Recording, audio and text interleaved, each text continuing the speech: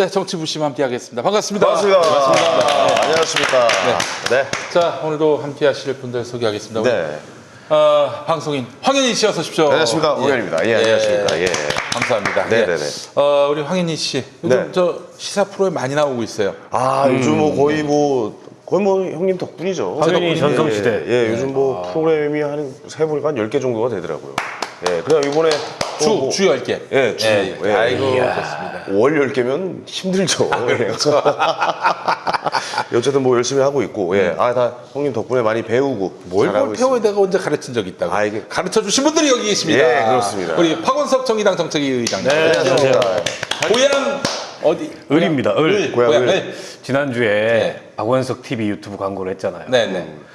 구독자 확 늘었는데 네. 1000명에서 이만큼 부족해. 그래요? 와, 그래서 그럼 오늘 박원석 TV 구독해 주시면 네. 이제 1000명을 넘습니다. 그렇죠. 1000명이 넘어야 광고가 듣거든요. 이제 예. 그것도 아니 뭐 그거가 광고까지는 제가 기대하지 않아요. 라이브 방송도 할 수 있어요. 1000명 넘어야. 1000명 넘어요. 라이브 방송이 안 되는구나. 1000명이 안 돼서. 예. 왜 안 되나 했어. 그게 나는 이 유튜브의 세계를 아직도 이렇게 몰라요. 예. 박 의원님 좀 도와주십시오. 예. 박원석 TV 지금 현재 구독자가 공개를 안 한 것 같은데. 1000명이 넘기 전까지는 공개 안 하는 게 유튜버들의 크리에이터들의 그래요? 이 셈법이고 전략이라 그래서 저희 지난주에는 90명 공개돼 있더니 네, 다시 우리 감추셨군요. 사무장이 지웠는데 아무튼 1000명에서 이만큼 부족합니다. 예, 예. 빨리 들어와 자, 주세요. 박원석 TV 많이 구독해 주시고요. 박원석 의원님 싫어하는 분도 박원석이 무슨 뻔소리야나 그 차원에서라도 좀 구독 부탁드립니다. 감시하셔야 너무 말 감시 차원에서. 잘했어요. 예.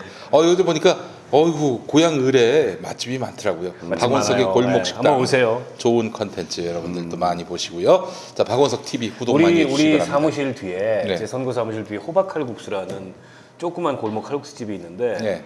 거기 사장님 내외가 이 정치부심 네. 김용민 TV 팬이에요. 아이고. 세상에. 이거 자주 보십니다. 호박 뭐? 칼국수. 호박 칼국수 여러분. 그 고양시 행신동? 행신 이동이죠. 행신 이동. 그 주민자치센터 바로 근처에 있습니다. 칼국수 진짜 맛있어요. 예. 자, 행신 이동 동사무소 근처에 호박 칼국수도 많이 사랑해 주시고. 지분 드신 거 아니죠? 아니에요. 우리는 그렇게 영리적이지 않습니다. 알겠습니다. 제가 예. 비영리 활동밖에 안 했어요. 좀 영리적으로 인정합니다. 사세요. 예. 평생 비영리 활동밖에 안 했어요. 예.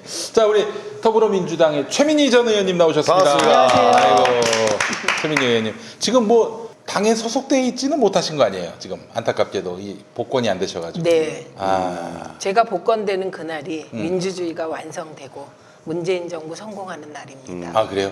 저 아주 이렇게 나가기로 했어요. 제가 요즘 느끼는 게 정말 세상 인심이 말이죠. 네. 제가 피선거권 박탈된 것까지 이용하는 분들이 계시더군요. 어떻게? 제 입으로 차마 말을 못 하겠어요. 그래서 제가 그러니까 남양주 병, 그런 남양주 병 지역구에서 네, 그런 일이 생겨요. 그래서 제가 생각했죠. 더 강해져야 한다. 나는 인동초를 피우리라. 그래요. 지금도 강하신데 더 강해지시면은 제가 강하니까 저 어제 하루 종일 울었어요. 그때 진짜요? 너무 억울해서. 오. 그래서 오늘은 눈도 이렇게 힘주고 나왔잖아요. 알겠습니다. 예. 이따가 이야기해서 좀 풀어주세요. 네. 그러니까 안 되죠. 내리지 쏟아내야지. 마세요. 예. 잘못했습니다. 자, 정치연구소 싱크와이 김성회 소장님 나오셨습니다. 반갑습니다. 예. 김성회 소장님도 요즘 방송이 부쩍 많아져가지고 너무 좋습니다. 종편은 이제 다 못 나가게 됐는데 왜요? 정치 출마 예정자들 이런 사람들은 다 못 나가게 해서 그때까지 잘 써먹었고 아니 근데 사실 네. 법으로는 아니 지금 그게 법 규정도 없고 규정 없어요. 근데 신장식 변호사 나가더라고요. 아니 그러니까 신장식 변호사님도 출마해요? 정의당 비례후보로 등록했어요.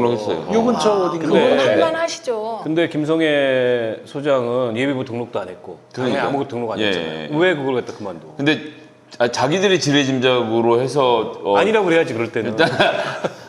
그렇게까지야. 그 상관없이 김용민 TV도 나가고 시사타파도 나가고 또 지금 시사 라디오 청취율 1위는 제가 잘 모르는 그 한 팟캐스트 진행자 하는 걸 잘 모르고요. 2등이 김용민 라이브. 최근에 또 이렇게 또 그만두시겠는데 아이고. KBS 라이브가 2등이고 3등이 MBC인데 제가 2, 3등 프로그램에 한 번씩 다 나가기 때문에 세계는 아이고. 우리는 지금은 예.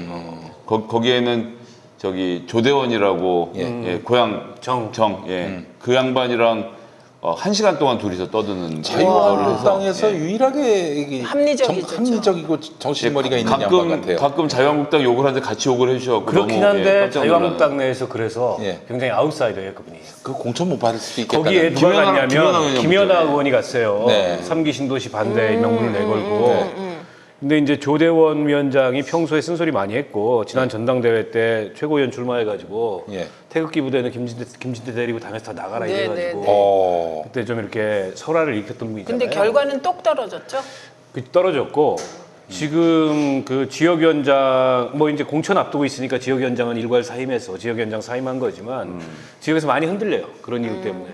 저도 지역에서 오며 가며 봤는데 괜찮거든요. 네, 우리 기준으로 괜찮아요. 봤을 때. 근데 저희가 뭐 지금 공개할 단계는 아니지만 고양정에 민주당 후보가 엄청 센 사람 가서 붙을 거라 뭐 자유한국당은 김연아 의원이 나오든 누가 나오든 뭐 크게 상관은 없습니다. 그 원래 김현미 장관이 네네. 지역구죠. 예, 그래서 이제 전략공천직으로 되어 있는데 예, 어마어마한 분이 또 등장하실 겁니다. 아 그렇습니까? 예. 기대가 또 되네요. 또 아, 그래서 참, 이제 그 얘기 하다 말하다 제 종편, 라디오 이렇게 다 나가는데 출연료가 가장 어마어마한 곳은 뭐 누가 뭐라 그래도 정치부심. 네, 아이고. 여러분들이 봐주시는 이 광고와 이 좋아요, 이 보내주시는 이 뭐야 이거 슈퍼챗 이런 것들이 다 저희들이 일용할 양식이 되고 있는 만큼 그렇죠, 그렇죠. 이 자리를 빌어서 감사 인사를 드리겠습니다. 예, 예. 별 말씀다. 예. 예. 오늘 저렇게 대놓고 얘기하시니까 기분이 또 예, 색다르네요. 아유, 예. 너무 민망합니다. 예. 자, 오늘 또 할 얘기가 너무나 많습니다만 그렇죠. 광고부터 우선. 아 무조건 관광부터 해야죠. 자, 오늘은 먹을 게 마땅치 않았어요. 오늘 예, 약간 괜찮아요. 좀 부실한 예, 약간 듯. 좀 부실해요. 자, 먼저 그 캐리어 클라윈드 공기청정기 18형, 18평형. 네. 18형이요? 네, 18평형, 18평형. 이거 보고 오늘은 계시죠? 용서해. 되게 욕을 해요. 네, 실수해도 다 용서야. 아, 예. 자, 김용민닷컴은 원래 불안감에 편승하는 제품을 광고하지 않습니다. 아, 그렇죠. 예, 특히 예. 요즘처럼 그 신종 코로나, 코로나 19라고 하죠. 네, 아, 네, 9일인가? 네. 19. 예. 그렇지. 최19형을 생각하면 되니까. 네, 네. 코로나 19로 전 국민이 불안할 때 마스크나 손 세정제에 대한 광고 그리고 입점 문의가 그야말로 쇄도했지만은 모두 보류했습니다. 아, 요즘 이걸 광고로 이용하려는 사람들이 많더라고요. 그렇습니다. 예, 예. 왜냐하면 검증할 시간이 충분하지 않았기 때문에 맞습니다. 있고요. 예. 네. 예. 자, 오늘 소개할 캐리어의 클라윈드 공기청정기는 이미 검증이 끝난 압도적 최저가 제품이라서 여러분들께 소개합니다.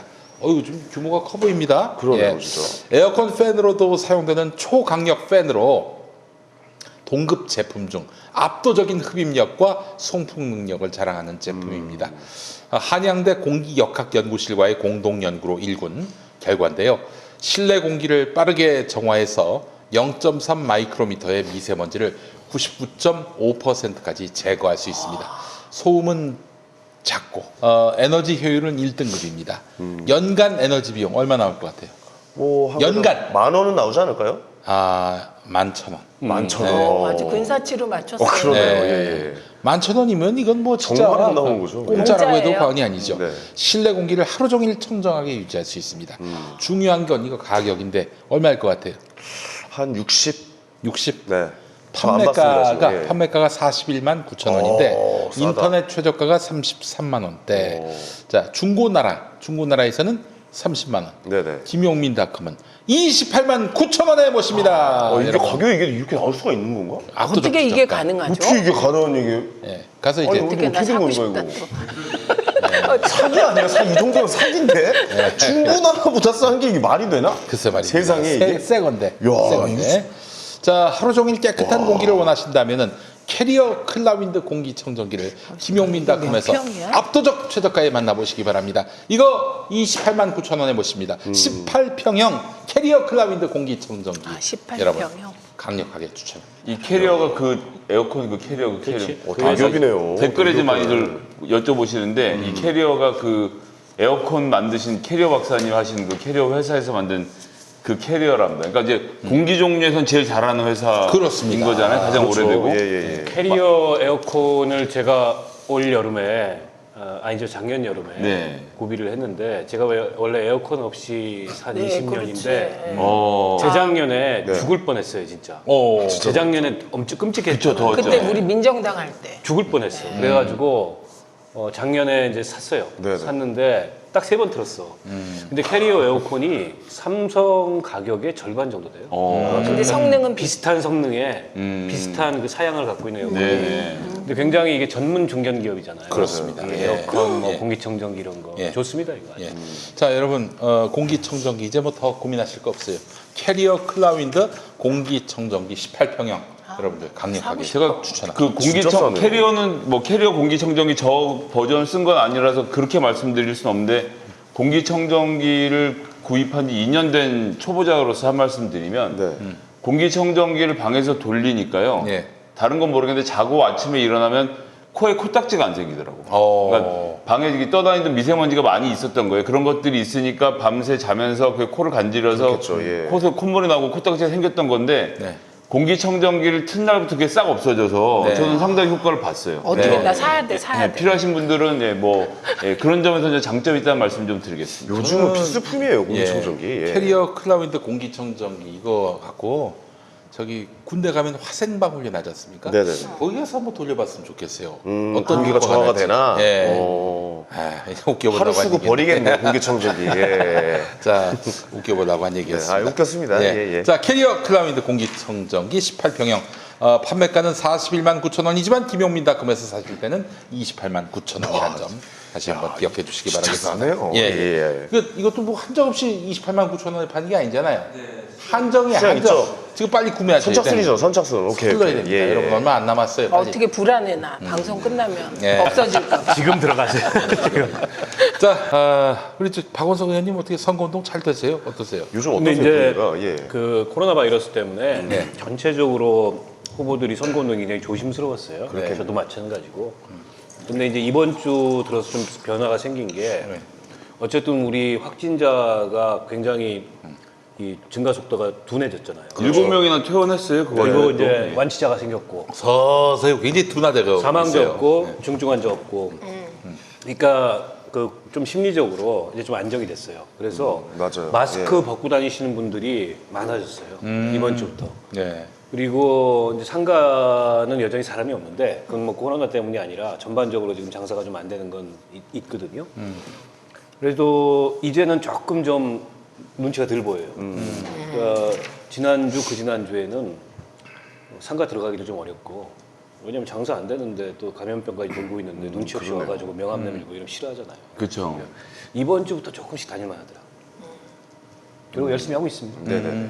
그 악수도 좀 하고 그러십니까? 악수는 여전히 안 청하고요. 여전히 먼저 안 하시고. 청하시면 하고 아니면 먼저는 안 청해요. 근데 박원석 의원님 솔직히 솔직히 막 까놓고 얘기해서 대한민국이 진짜 방역을 잘하고 잘해요? 대응을 잘하는 것 같은 게 지금 일본에서 코로나로 한 명이 사망했다고 하는데 이게 가짜 뉴스인지 확인해 볼 필요가 있을 것 같긴 합니다. 네. 아니 일본은 지금 굉장히 비판받잖아요. 배 때문에 난리 특히나 났죠. 그 크루즈에서 크루즈. 크루즈 감염 아. 때문에. 그거 진짜 완전 미친놈들 아닙니까? 그러니까요. 그 아베. 야, 그 인간이에요. 어떻게 그렇게 가둬놓을 수 있죠? 난 좀 아주 그냥 이해가 안 가요. 아주 속이 시원해요. 김영민. 그 미친놈을 주둔한 중앙일보의 사설 기억 안 나십니까? 무슨 사설이었어요? 중앙일보가 우리나라 문재인 대통령, 문재인 정부의 허술한 방역 체계에 대해서 비판을 하면서 어머.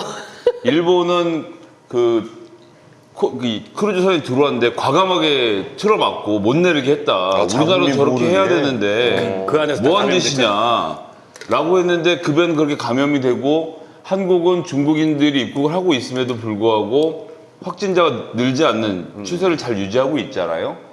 그 중앙일보대로 했었으면 이거 큰일 나는 건데 언론들은 그런 기사를 써놓고 반성을 하는 적이 없어요. 그리고 저는 이 방송을 통해서 꼭 호소드리고 싶은 게 지금 코로나 바이러스로 사람이 죽는 게 아니고 실제로는 코로나 바이러스의 이 공포, 자유한국당이 만드는 이 혐중 정서와 보수 언론들이 걸리면 다 죽을 것처럼 얘기하는 공포 때문에 길거리에 사람이 없고 자영업이 안 되고 사람들이 이 돈을 안 써서 자영업자들이 죽게 생겼습니다. 이게 실질적인 공포라고 생각하는데 네. 여기서 정말 어이가 없는 건 이 보수 정당과 보수 언론은 그렇게 되길 바라고 한 거예요. 그러니까 경제가 망하더라도 총선에서 자기들이 이기기만 하면 된다는 생각인 거고 중국과의 관계가 파탄이 나더라도 어쨌든 중국과 관계가 파탄이 나서 한국 경제가 어려워지면 2020년 대선을 찾아올 수 있겠지라는 생각으로 나라를 망치는 일입니다. 그래서 저도 요즘 일부러 가족들하고도 그렇고 나가서 외식하고 그 저녁마다 약속되어 사람들이랑 밥 먹고 다니는데 지금 없는 돈이라도 끌어내서 써서 같이 써야 될 때 제가 뭐 중국으로 여행을 가라는 말씀을 드리는 것도 아니고 이렇게 안전한 대한민국의 안전한 방역 체계 하에서 좀 나가서 돈도 쓰고 사람들도 만나고 그래 주셨으면 하는 바람이에요. 경기는 사실 심리거든요. 아니 제가요. 어머. 제가 지금 오기 전에 그 뉴스톱의 김준일 기자 있잖아요. 네, 네. 김준일 대표를 만나고 왔는데 지난 주말에 예. 딸이랑 롯데월드를 갔었대. 네. 내가 무책임한 아빠라고 막 그랬는데 아니라는 거야. 갔는데 사람이 너무 없고 그래서 그래서 안 줄에 된대요. 서고 시컷 타고 왔다는 거예요. 그 생각을 못했네. 게다가 요즘에 예. 제주도 안 가잖아요. 중국인들 많이 온다 그래서. 근데 중국도 자국 내에 여행을 제한해요. 그래서 단체 관광은 아예 안 오고 개별 관광도 중국도 굉장히 억제하는 분위기여서 요즘 제주도 가면 사람이 없대요. 대접을 받는데 오히려. 그래서 그래요. 예. 중국 여행은 위험하죠. 중국 여행은 권하지 않지만 국내 여행이나 네네. 이런 거는 오히려 요즘이 어떻게 보면 틈새인 것 같아요. 아 저는 뭘 얘기하려고 그랬냐면 저는 정말 그 일부 보수 농객과 보수 정치인들 진짜 그러시면 안 된다고 생각합니다. 그러니까 이런 식이에요. 이번에 코로나19 방역과 대응을 문재인 정부와 보건당국이 너무 잘했잖아요. 지금까지. 이 자세로 계속하면 잘 이겨내리라고 생각이 듭니다. 그럼 이런 일은 그냥 잘했다. 잘했으면 박수 치면 잘했다. 돼요. 네. 그래 있지. 그런데 이러질 않는 거야. 그러니까 국민들 보시기에 싫은 거예요. 그런 태도가.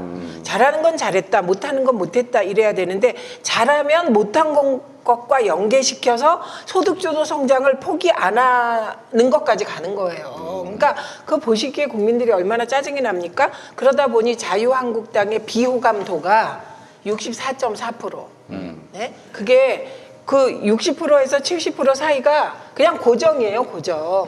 그러니까 그 게다가 중국에 대해서 예를 들면 우한 폐렴을 그렇게 고집하는 이유가 뭡니까? 이유가 대한민국이 중국과 경제 교역이 대한민국 1위가 중국이에요. 그렇죠, 예. 그러면 중국하고 앞으로 안 만나고 살 거냐고. 그러니까 오직 선거, 오직 문재인 정부 흔들기. 뭐 이런 생각 외에는 없는 것 같아요. 아니 근데 우한 폐렴이라고 부르면 문재인 정부 흔들기나 뭐 선거에 유리한 게 있어요? 근데 저는 그 이해가 안 가요. 차이가 그러네요, 진짜. 별로 의미가 없는 걸 예. 굉장히 사실은 주관적으로 의미 부여를 해서 자유한국당이 그 약간은 좀 뻘스러운 이제 그런 행동을 하고 있는 거고 이번에 그 방역 대응 중에 제가 가장 인상 깊게 본 거는 질병관리본부의 메일 브리핑입니다. 네. 그 생중계로 하잖아요. 네. 근데 그게 별게 아닌 것 같아도 국민들한테 실시간으로 상황을 계속 알려주고 그걸 공유한다는 게 주는 심리적 안정감이 굉장히 커요. 그렇죠. 예. 그래서 이렇게 지나가다 보면 그 방송이 나오면 식당에서 사람들이 유심히 보거든. 오. 그럴 수밖에 없죠. 유심히 보죠. 그렇군요. 흘려듣지 않고. 맞아요. 예. 근데 이전에 이제 메르스 사태 때 제일 문제가 됐던 게 초기의 감염 경로, 역학조사를 숨기려고 굉장히 노력했잖아요. 특히 삼성병원이 15일 동안. 중심이 됐어. 예, 결과적으로 그래서 원내 감염이 있었지 않습니까? 네, 그렇죠. 네.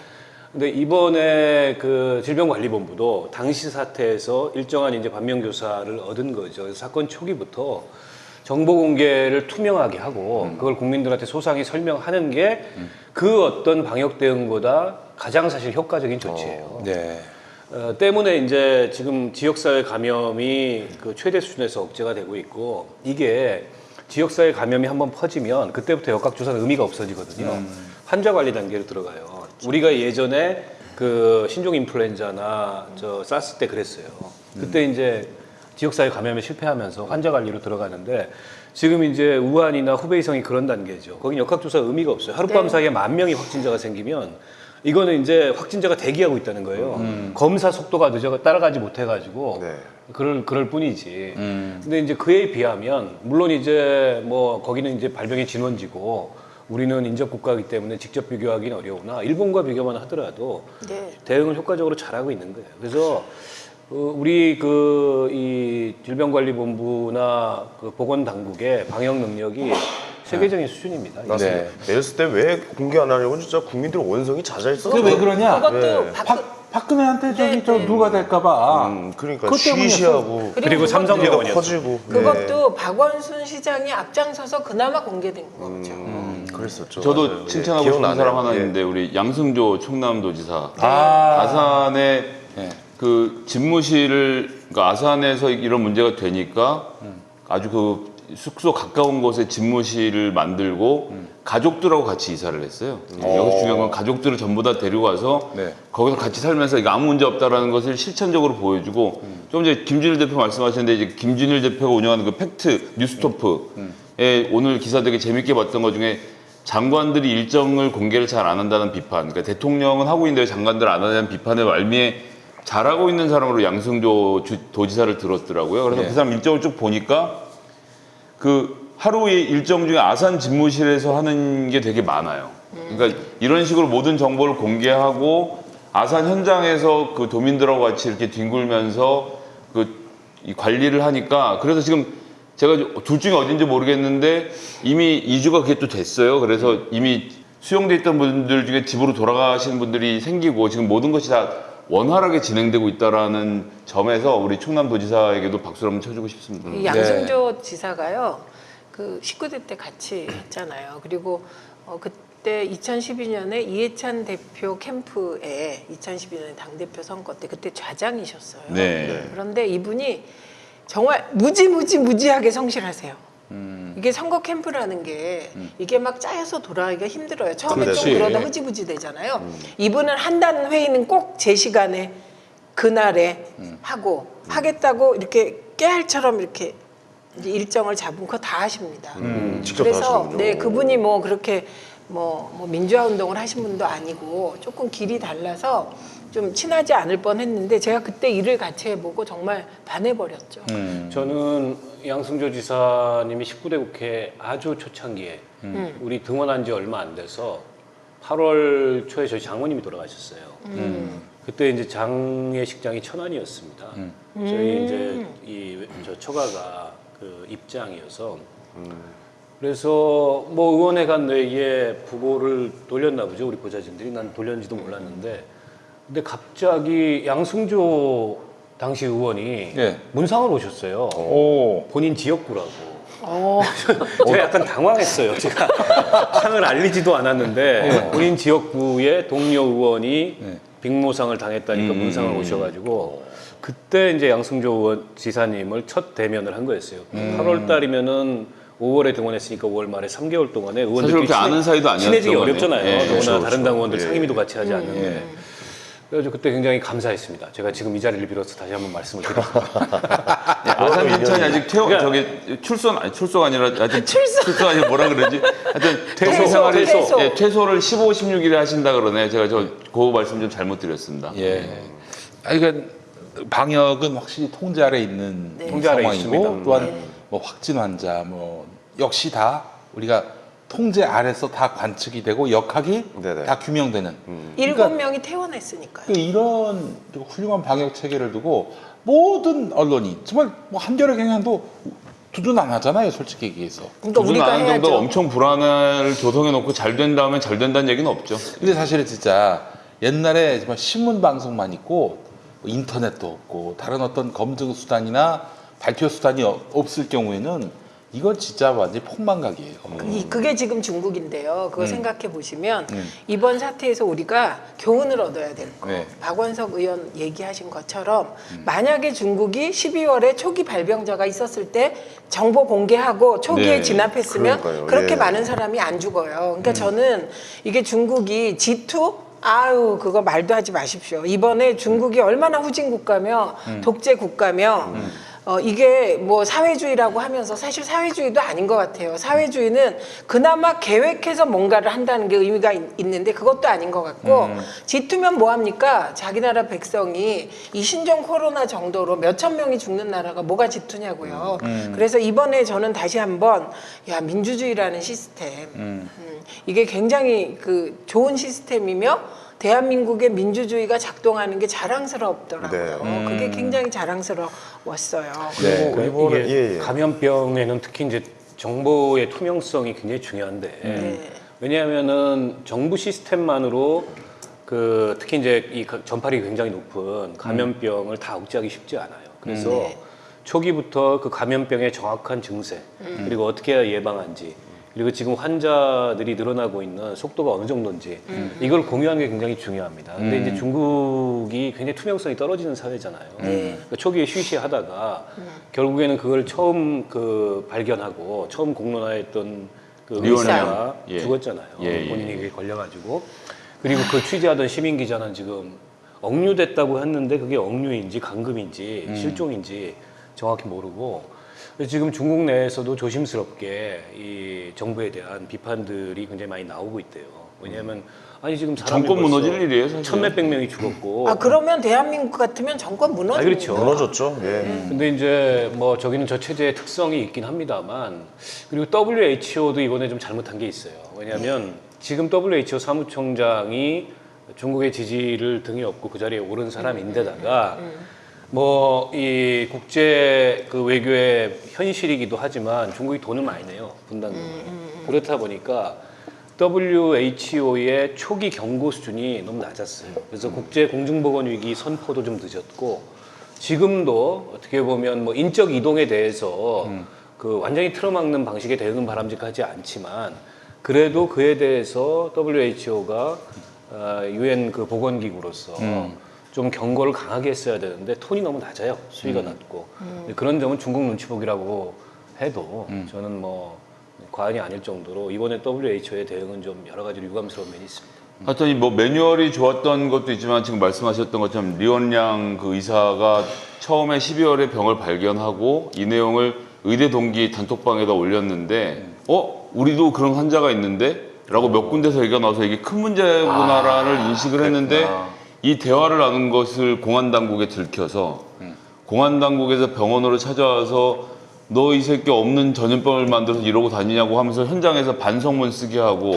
맞아. 예, 그런 내용을 쓰고 굴욕적으로 입을 다물게 만들었다가 이게 병이 그렇죠. 커졌고 커졌죠. 치료하는 과정에서 코로나 병에 감염이 돼서 이 리원양 의사가 돌아가신 건데 그러니까 박근혜 대통령 때 메르스도 그렇고 그래요. 하여튼 모든 것 세월호도 그렇고 이게 다 대통령 심기 안 거스르려고 정보 공유를 제대로 안 하다 생긴 사고입니다. 그러니까 문재인 정부가 대단히 잘해서 뭐 잘나서 이게 잘 되는 게 아니라 정보를 공개하고 공유하고 시민들과 함께 풀어나가겠다는 기본적인 국정 운영의 철학이 있기 때문에 그리고 공무원들도 이런 환경 하에서는 감췄다가 두들겨 맞는 것보다는 까놓고 야단맞는 게 낫겠다라는 그 풍토가 지금 자리를 잡은 거거든요. 저는 그 굉장히 좋은 일이라고 생각하고 이런 기조가 잘 유지됐으면 좋겠어요. 그리고 이런 면도 있어요. 지금 감기 환자가 줄었답니다. 그러니까 저는 손 씻어서. 손잘 닦고 국민들도 그래서. 칭찬하고 싶고 사실 언론이요. 이번에 딱 하나 잘한 건 증상과 대책을 정말 시간마다 방송했어요. 예. 그러니까 공포만 조성하고 만 게 아니라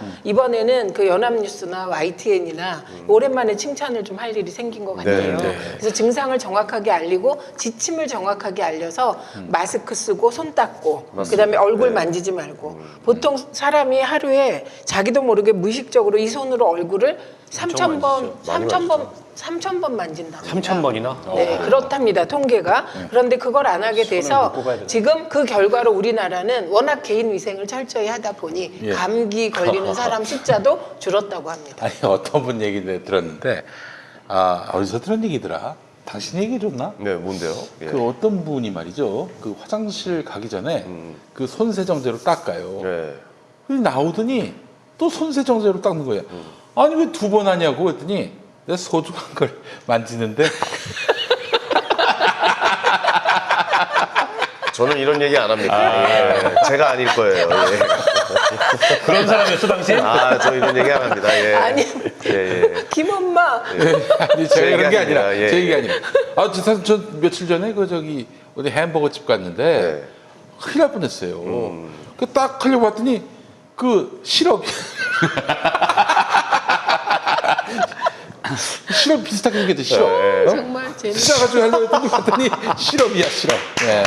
우리나라 엄마들 저 시럽으로 닦을 뻔했어 손? 그러니까 아, 이제 형님, 나는 어제 그러면 코팅되는 거야 코팅. 부산 갔다 왔거든요. 부산 갔다 왔는데 손 세정제가 구하기가 힘들잖아요. 네. 그래서 쫙 짜서 했는데 너무 많이 했고. 이게 약간 그게 아니라 물컹물컹한 게 있잖아요. 손 세정제. 근데 네. 딱 짜서 했는데 그냥 물인 거예요. 그래가지고 냄새 맡았더니 아 이게 그냥 소주를 담아놓으셨더라고요. 그 소주 아니, 이 효과가 구하기 있죠. 알코올이기 때문에 효과가 있어요. 좋네.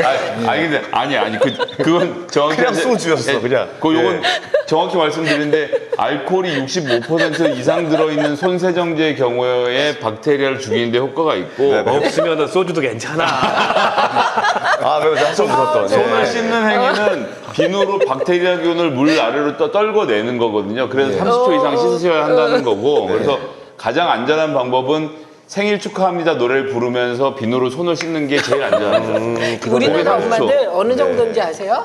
우리 동네에 엄마는 갑자기 없어 사라졌어요. 네. 맨날 이제 엘리베이터에서 만나서 인사하고 애들 크는 거 정말 재미나거든요. 그런데 애들이 다 사라졌어 엘리베이터에. 네. 그래서 어떻게 됐나 봤더니 유치원에 안 보내는 거예요. 아, 요즘 완전히. 보도되는 예. 날부터 맞아요, 집에 딱 애들을 데리고 이렇게 있는 거예요. 예. 그거 정말 우리 엄마들은 진짜 아니, 좋은 것 같아요. 대단하죠. 어린이집 휴원도 많이 했어요. 네. 일시적으로 휴원도 많이 했고 이제 지금 슬슬 개원하고 하는 데들도 있는데 뭐 조심해야죠. 근데 네. 이제 상대적으로 애들은 더 안전하대요. 면역 능력이 애들이 높기 예, 때문에. 튼튼해서. 예. 근데 그래도 박원석 좀 의원님, 그 정의당이 보기에도 문재인 정부 보건당국 너무 잘했죠 이번에. 아니 제가 아까 그렇죠, 말씀드렸잖아요. 방역 대응을 잘했고 맞아요. 무엇보다 이제 정보 공개를 잘했다는 거. 근데 아직 끝난 건 아니니까 끝까지 그렇죠. 좀 마무리를 잘해서 끝까지 정말 이렇게 해야죠. 그렇죠, 자, 그렇죠. 알겠습니다. 좋은 마무리 했으면 좋겠습니다. 요즘 그 커뮤니티 게시판 보면은 그 뭐라 그러지? 미래한국당. 미래한국당이 심상치 않다. 이러다 진짜 그 의석을 플러스 10수개를 가져가면은 어떡하나.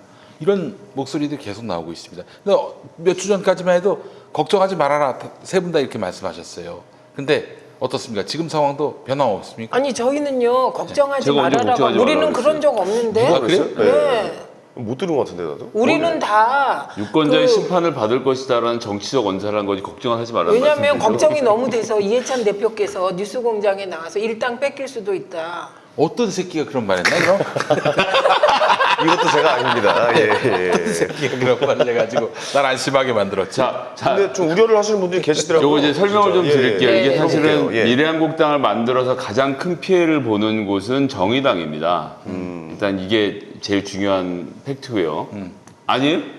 별로 안 그럴 것 같아요. 일단 얘기하세요. 예.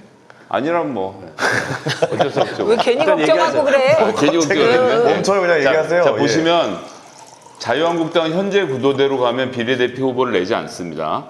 그리고 미래한국당만 비례대표가 있으니까 자유한국당의 비례대표 투표를 하려고 해도 사람들이 못하고 미래한국당이 하도록 총력을 다해서 선전을 할 거예요. 그게 뭐 선관위나 헌법재판소를 통해서 제재를 받는지 여부는 일단 차치하고 그런 상태이고 민주당은 비례당을 못 만들고 있는 상태고 그리고 이게 무슨 공식적으로 뭐 저기 민주당과 더불어 제가 지금 추진하고 있는 건데 농담입니다. 여기서 이제 농담도 하면 큰일 날 것 같아서 하여튼 민주당의 비례 위성 정당은 나오지 않은 상태에서 자유한국당이 비례 후보가 없고 이 비례 한국당이 나오면 비례 한국당이 지금 예상으로는 20에서 25% 정도의 정당 득표를 가져갈 수 있는 것으로 파악을 하는 전제를 깔고요. 네.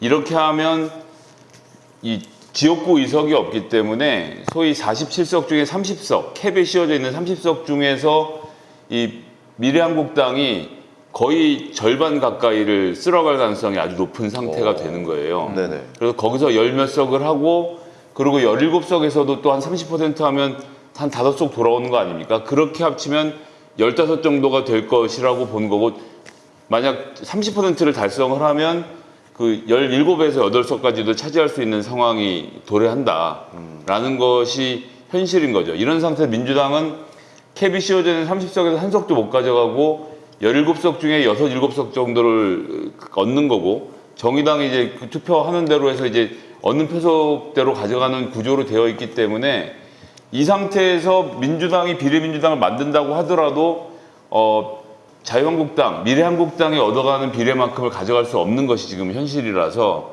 이 꼼수가 현재로서는 막기가 결코 쉽지 않은 것이라는 것을 일단 뭐 아주 그냥 수치적으로만 분석하는 얘기를 먼저 좀 드리겠습니다. 근데 민주당은 비례민주당 안 만들어요. 못 안 만드는 만들겠죠. 게 아니라 예, 예. 만들면 안 됩니다. 네네네. 그래서 그런 일은 안 생긴다. 이건 전제가 그건 해야 이제 되고. 그건 물론입니다. 이제 뭐 그리고- 민주당은 그럴 계획이 전혀 없습니다. 네, 지금 통 크게 생각해야 돼요. 네. 지금 이 시점에서 좀 통 크게 생각해야 된다는 말은 어차피 연동형 비례대표제를 처음부터 끝까지 계속 주장해 온 건 정의당이지 않습니까?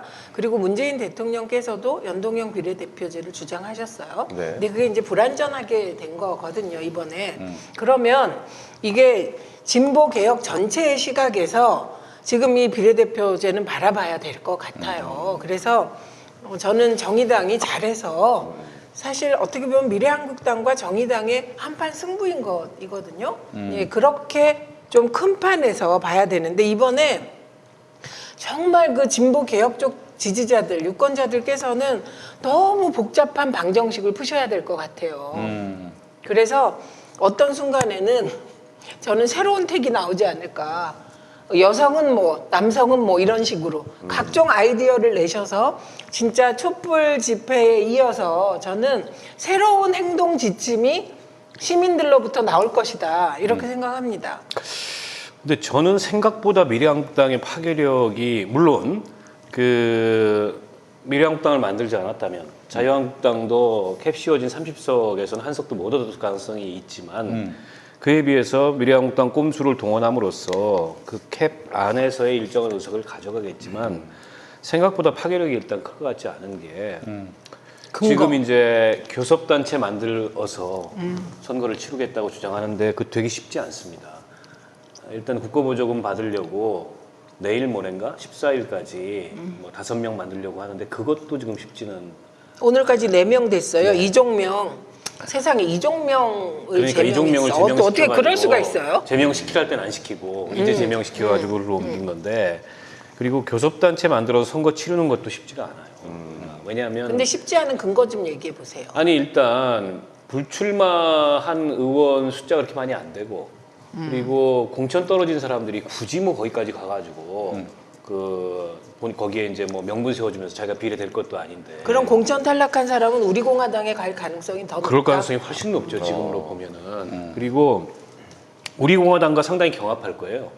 그러니까 자유한국당 지지자들의 교차 투표를 두고서 이 미래한국당이 그리고 언론에 이미 이제 꼼수라고 너무 많이 지적을 받고 있기 때문에 조금 그런 게 쪽팔린 이 보수 지지자들도 합리적 보수. 네, 그렇게 선택을 안 할 가능성이 있고 그래서 뭐 미래한국당이 전체 의석의 비례대표 의석의 반을 가져가거나 뭐 그런 결과는 좀 일어나지 않을 거로 보고 또 이게 이제 지지층이 직접적으로 겹치지 않기 때문에 사실은 물론 이제 3%를 넘어서 이 들어오는 정당 개수가 몇 개냐에 따라서 이제 정의당의 유불리가 갈리는 게 있고 그 점에 있어서는 미래한국당으로 인해서 일정한 영향을 받는 건 사실이지만 그렇다고 해서 뭐 미래한국당이 엄청난 파괴력을 가지고 그럴 것 같지 않다. 모자랄 정도는 아니다. 그 정도의 정치적 이성은 우리 국민들이 있기 때문에 오히려 그 견제 심리가 강하게 형성이 되면 미래한국당의 의석을 조금 더 덜 뺏기기 위해서라도 네네네. 정의당 도와주자 이런 그 여론도 한편으로 생길 것 같고 근데 이제 여당은 고민이겠죠. 왜냐하면 일당 뺏길까 봐. 비례 의석이 대등해야 되는데 근데 그건 뭐 이제 지역구에서 만에 충분히 가능할 거라고 봐요. 근데 그럼 뭐 여당은 너무 간- 낙관적이다. 아니, 그러니까 그렇기도 하고 근데 민주당 입장에서 딱 말씀드리면 간단합니다. 민주당은 문재인 대통령 지금 지지율이 47, 8% 나오잖아요. 네. 문재인 대통령 지지하시는 분들이 다 민주당 찍으면 민주당 찍으면 민주당의 비례가 12에서 15석이 돼요. 우리가 지역구보다 비례 그러니까 정당 투표율이 높기만 하면 갑자기 의석수가 많아지거든요. 그러니까 근데 뭐 그렇다고 해서 여기서 건방지게 민주당이 50%의 정당 투표를 받을 수 있다 이런 말씀을 제가 드리는 건 절대 아니고 하지만 이제 원컨대는 민주당 문재인 정부를 지지하는 사람들이 민주당을 다 투표하면 민주당에게 오는 비례표가 사표는 아니라는 점은 예, 좀 분명히 말씀드리고 싶습니다. 근데 그 근데 사표라고 박원- 생각하는 분들이 많아요. 예. 아, 그러니까요. 예. 박원석 의원이 말씀하시는 게 예를 들면 약간의 희망이 섞였다고 보는 게 지금 그 소위 미래한국당이 뜨면 지지하겠다는 여론 있잖아요. 그게 꾸준히 30% 정도입니다.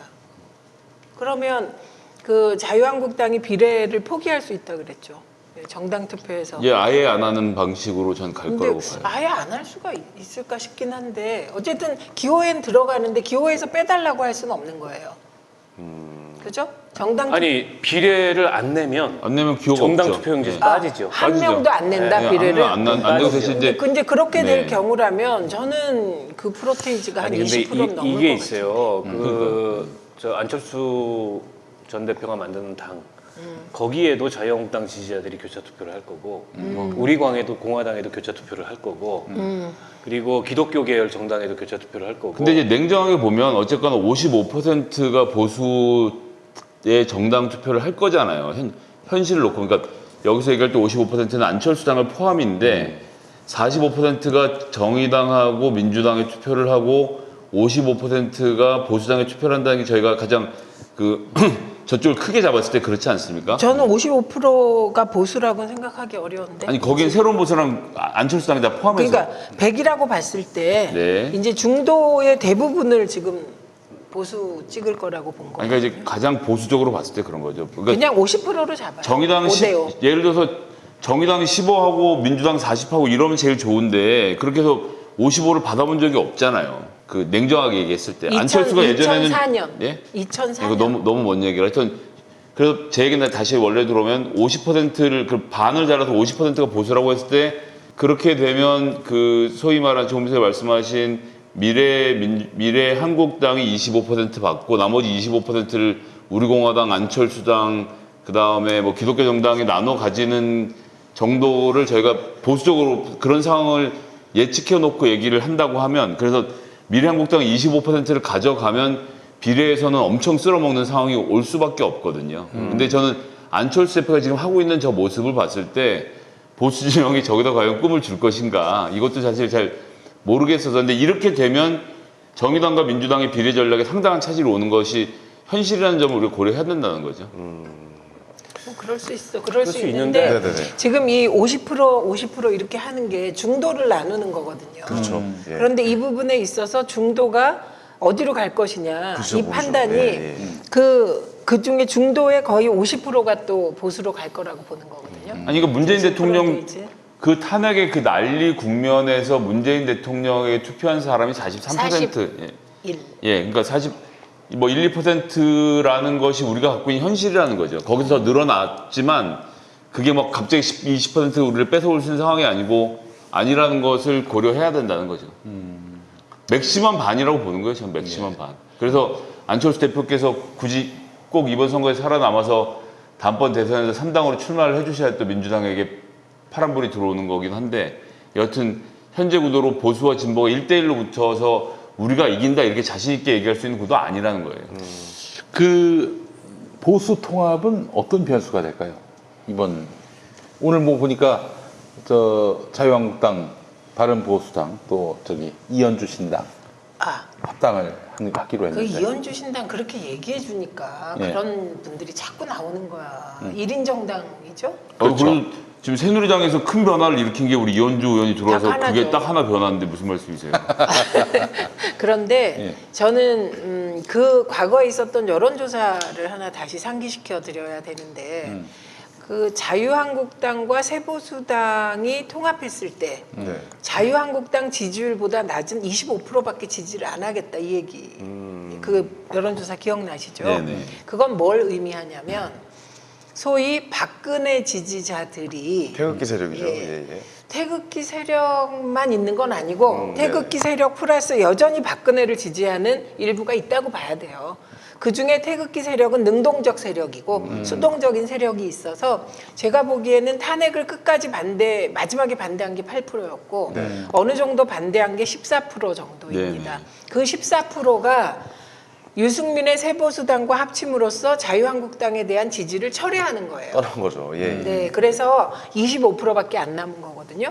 둘의 합이 아니라 25%였던 거예요. 오히려 마이너스가 되는. 네, 마이너스가 된 것이기 때문에 우리 공화당 쪽으로 일부 자유한국당 지지세가 넘어갈 수 있다. 네, 이 분석은 가능할 것 같고. 네네네. 그다음에 지금 이현주 얘기가 계속 나오는데 이현주는 언론에 대해서 자유한국당이 우리가 그 단지 과거의 구새누리로 가는 게 아니다라고 하는 데는 이용될 수 있으나 이현주가 들어와서 그 새로운 보수통합당의 지지율이 올라가는데 1도 영향을 안 미친다. 뭐 0.1도 안. 예, 언론에 보여주기 용이다. 요거까지는 확실히 말씀드릴 수 있죠. 네.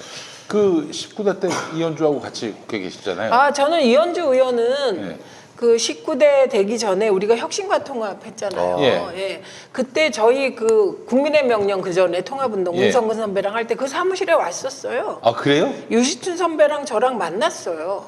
시민통합당에 그러면 가서 했었습니까? 아니 그 우리 쪽에 간을 본 거죠. 아, 예. 그래요? 그런데 저는 좀 사람이 제가 그렇잖아요.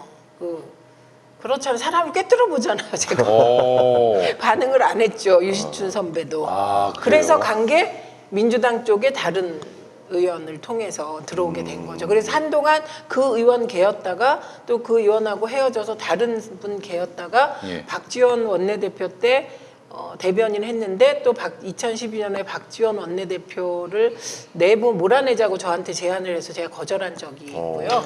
하여튼 파란만장하죠.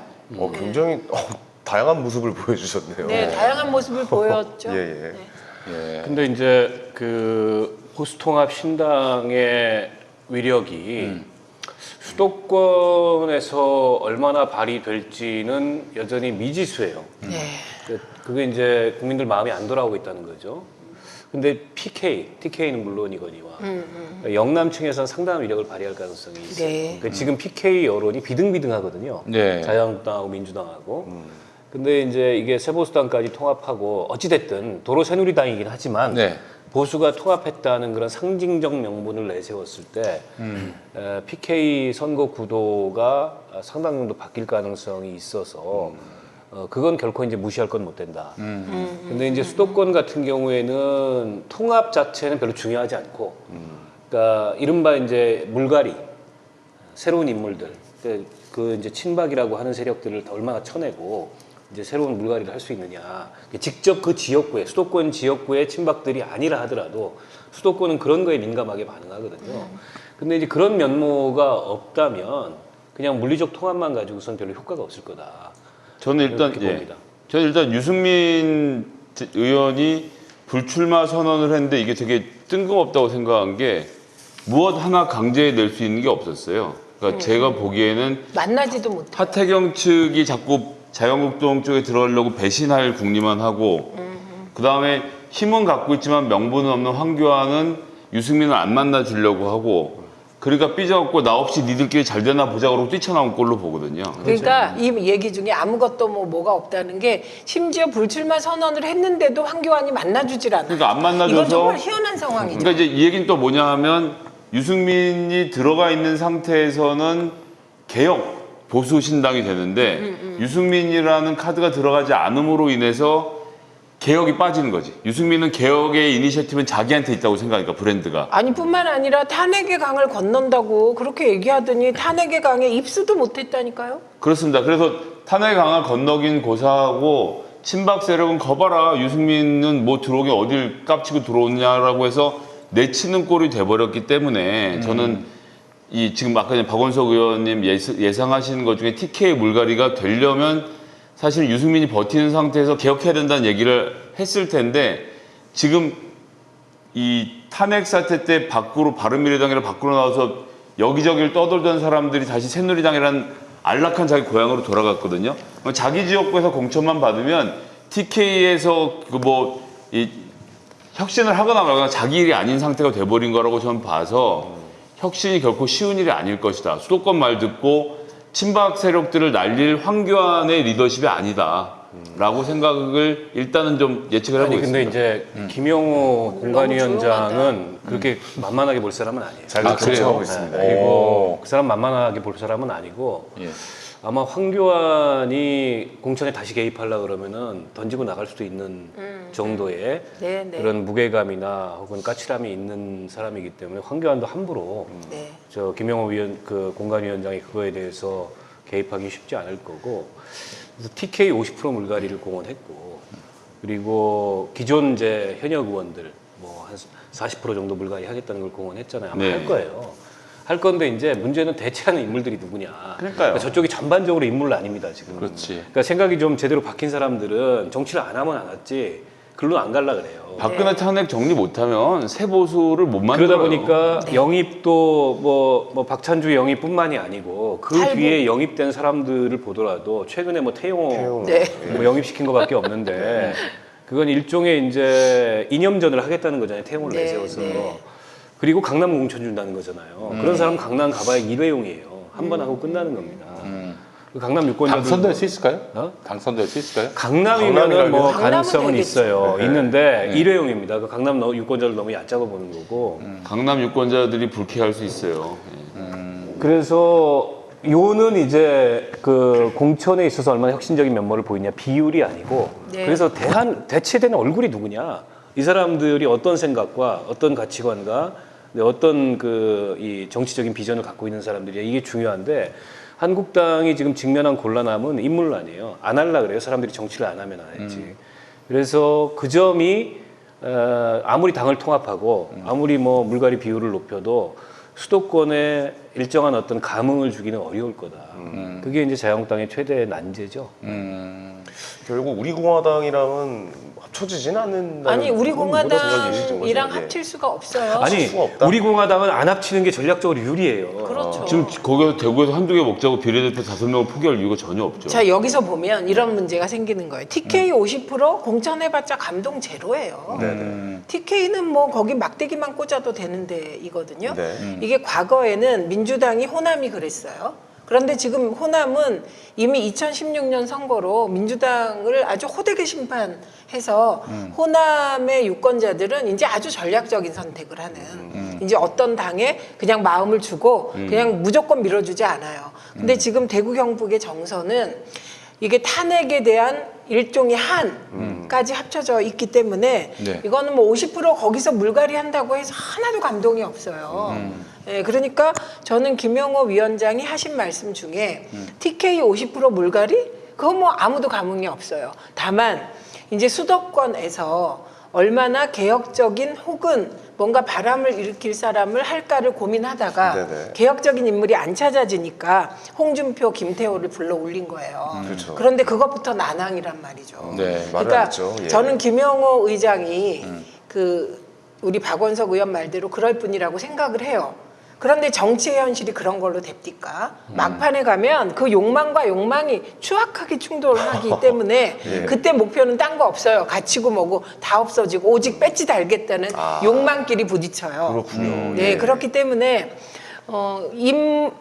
저는 이제 김용호 위원장께 늘 드리고 싶은 말씀은 홍준표, 김태호 두 분을 수도권으로 올린들 그게 무슨 개혁이고 감동이냐. 구태지. 근데 이제 거기에 더해서 TK에 있는 중진 의원들이 험지에 출마한다고 서울에 올라오면 그냥 꼴통 보수들이 서울로 다 진출하는 거라 그렇죠. 자유한국당 선거에 아무런 도움이 안 돼요. 개혁이 아니다 이거는. 네, 네. 그래서 그 역시 한계는 있더라. 그러니까 우리가 이제 외국 보면 어떤 순간에 막 40대 대통령이 나오고 그렇죠. 네, 참 부러워요 그런 거 보면. 네, 그리고 30대 예. 막 총리가 나오지 않습니까? 그러니까요, 예. 그런 거를 시도를 할 때도 있어야 돼요. 그래서 자유한국당이 역시 아무리 김영호 위원장이 그 나름 괜찮은 분이어도 그 분의 정치적 한계, 정치 문화적 한계는 못 벗는다. 그래서 저는 초판부터 수를 잘못 뒀다고 생각해요. 네. 지금은 차라리 20대를 다 뽑아가지고 네네. 20대를 어디 받겠다라고 하는 게 더 나은 거예요. 오히려 그게 개혁이다. 이게 사실은 예. 그래서 이번 총선이 민주당에게 결과적으로는 전 위기가 될 수도 있다고 생각하는 게 네. 그러니까 이번 총선은 잘 될 거라고 전 봐요. 잘 되는데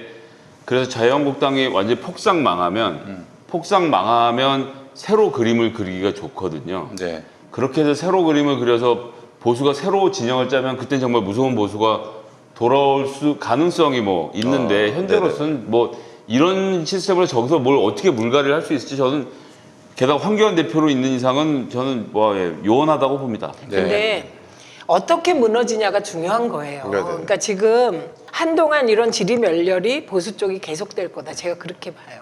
네. 그 이유는 탄핵의 강을 건너야 돼요.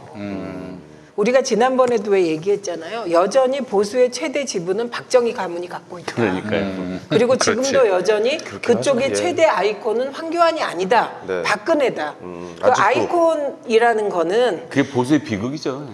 그래서 지금 그런 보수가 뭘 하겠다는 거냐. 그래서 상징적으로 태용호를 내세운 것이 여전히 우리 보수가 가짜 색깔론에 머물러 있다는 거죠. 제가 왜 가짜 색깔론이라고 하냐면 전 안철수와 민중당이 벌이는 게 진짜 색깔론 같아. 오렌지와 주황색. 그게 진짜 색깔론이잖아요. 예, 그래서 보수는 한동안 질을 멸렬할 수밖에 없다. 네. 그러면 우리는 예. 이 진보 개혁 세력은 사실은 이 지점에서 노무현 대통령을 생각하게 되는 거죠. 진짜 뭐 노무현 대통령의 선택으로 정신이 번쩍 난 거예요. 첫 번째. 두 번째가 호남에서 2016년에 민주당이 철저하게 버림받으면서 아, 정신 번쩍 정신 났죠. 번쩍 차린 거예요. 그렇죠, 세 번째 정의당. 제가 늘 얘기하는 게 그런데 호남의 선택이 정의당이 아니라 안철수였다는 게 정의당 정신 번쩍 차리는 거죠. 그렇죠, 이런 국민의당이. 계기가 예. 있었다. 알겠습니다. 길